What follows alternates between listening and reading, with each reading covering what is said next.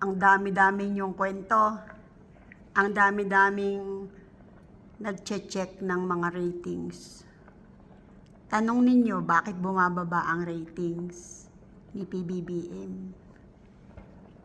Tapos, kasama sa tanong nyo, yung kay Quezzo kay Senator Quezzo, at saka doon kay Tambi, Tambaluslus. Tasog ka dito, tasog. Susog natin. Asog. Ayan. Alam nyo ba kung bakit mababa ang ratings nila? At yung kay BP Sara papataas. Papababa silang tatlo Nakatutok tayo sa tatlo na yon.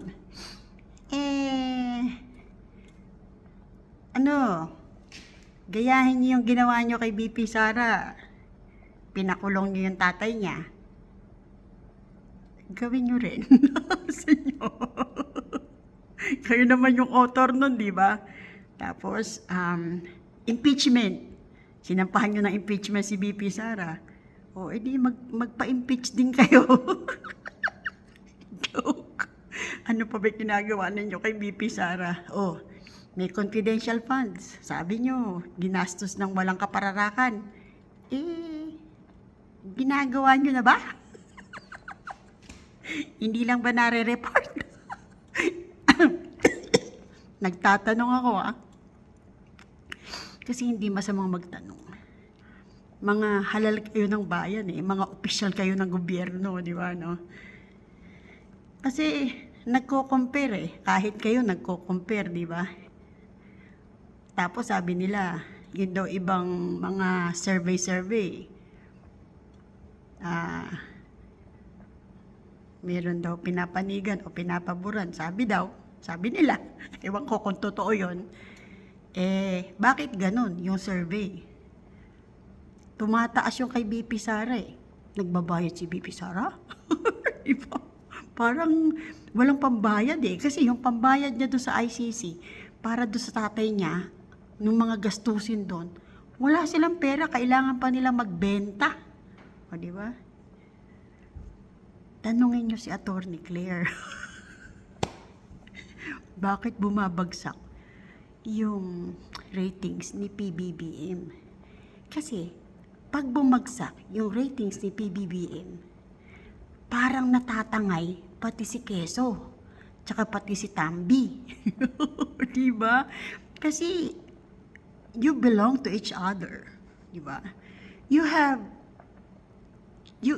isang grupo lang kayo Another group si BP Sara, di ba? Nakakatuwa lang na mag-obserba bilang Pilipino. Sabi ko nga sa inyo, pag nag-obserba kayo, magre-react kayo. Pag nag-react kayo, may katambal yun, kritisismo. Pero dapat, pagka nagkikriticize ka, huwag masyadong masakit.